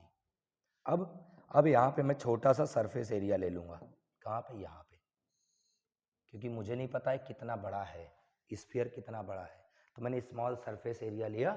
सरफेस एरिया का एरिया वेक्टर किधर जाएगा, बाहर की तरफ, ऐसे, किधर जाएगा, बाहर की तरफ। एरिया वेक्टर हमेशा बाहर की तरफ आता है, परपेंडिकुलर।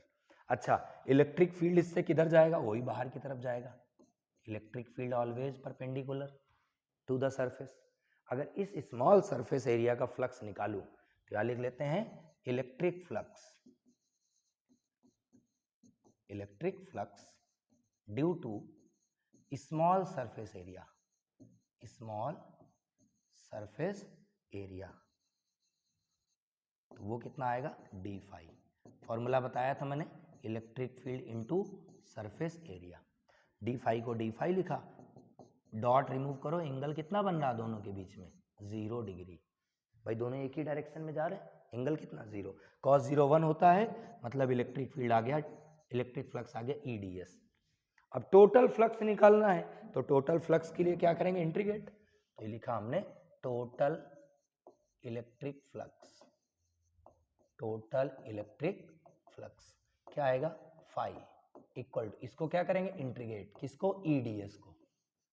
EDS को हमने क्या करा, इंटीग्रेट कर दिया।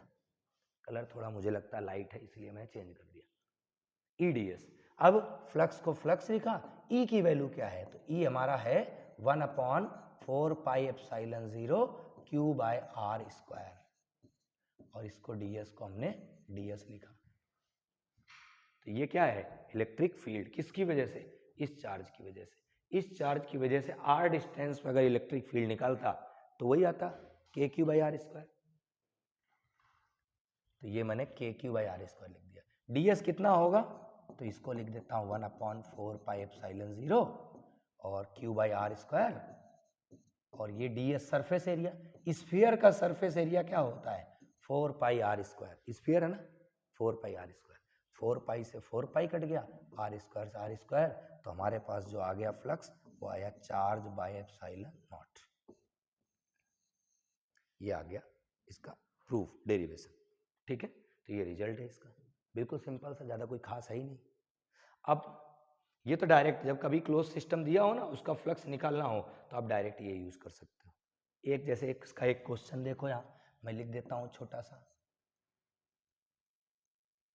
How many field lines originated from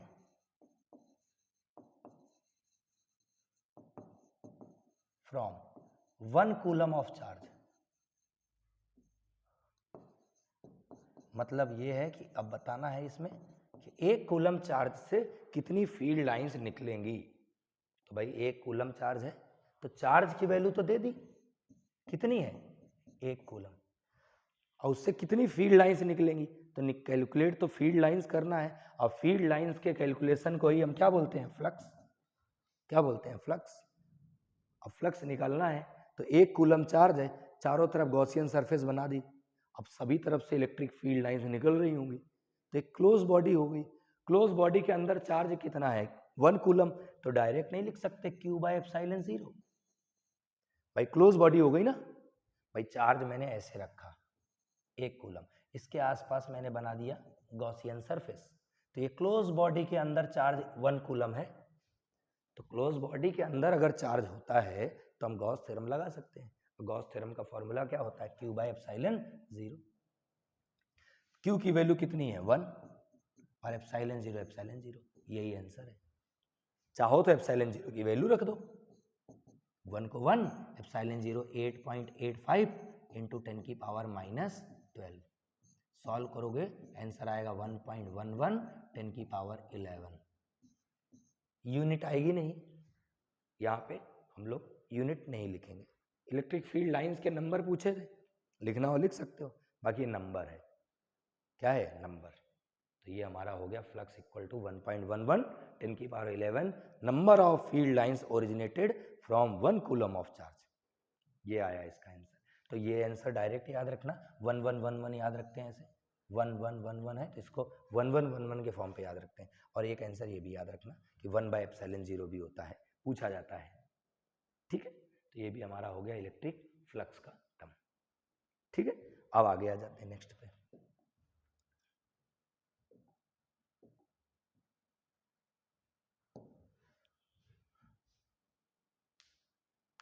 एक मिनट जरा देखता हूँ स्क्रीन कैसी दिख रही थी, ठीक है देख लेता हूँ।